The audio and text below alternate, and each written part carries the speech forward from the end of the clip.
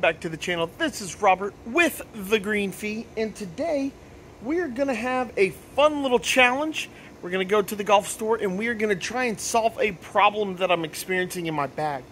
So the course I play the most is Irving Golf Club. It's about 10 minutes from my house, which is super awesome. But hole number 8 there is about a 200-yard par 3, and I'm constantly trying to figure out what club I should use there.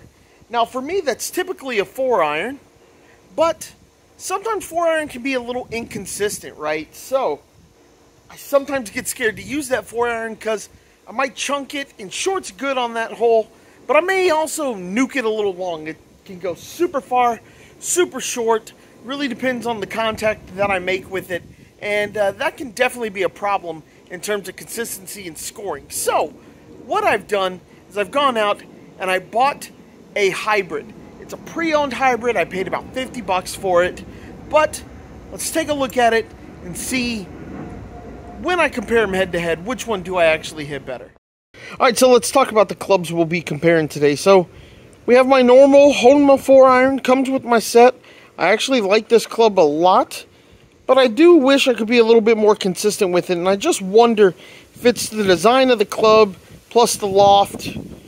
But I did buy this Nike Vapor 4 hybrid. Now, the Nike is a little bit longer and a little bit older, so we don't have as much tech in it, but with its wider body, and you guys know the benefits of the hybrid, with that wider body, it could launch a little bit higher, land a little bit softer, and it's probably a little bit more forgiving. So we're going to give it a go.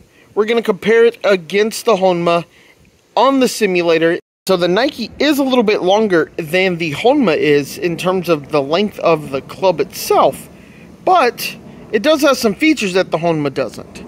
The first and biggest one is going to be the adjustability of this club, right? I can make it go left, neutral, right. I got a bunch of different lofts I can choose from here. So we got plenty of options when it comes to the loft. So will that be a benefit? Let's go find out. Alright, so we're here to do some testing. Let's see how it goes. Will the iron win, or will the hybrid win?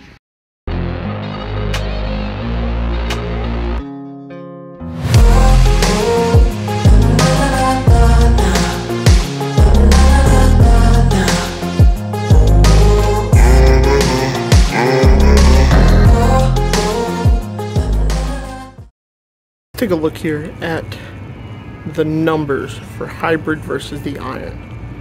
So hybrid, we're getting 124 ball speed on average. The iron, we're only getting 117. Right? Average carry with the hybrid is 180. Right? The average carry with the iron is 167. So we're picking up a lot of distance here. 191 total versus 193 total. So one thing you're going to notice is what's causing that are these huge disparities in backspin, right? So you can see we got almost 6,100 versus 2,700. So we're talking big difference there. So you get a lot of rollout with the iron, whereas with the hybrid, it's going to land a little bit softer. I mean, look at this descent angle, 46.1 to 28. So that would explain why you're getting, what's that, 26 yards of roll with the iron versus the hybrid you're getting 11, okay? But one of the benefits of the hybrid, if you buy one like this, is that it has the adjustability built in here. And so I noticed all of my shots were ending up right of the hole. You can see the offline right.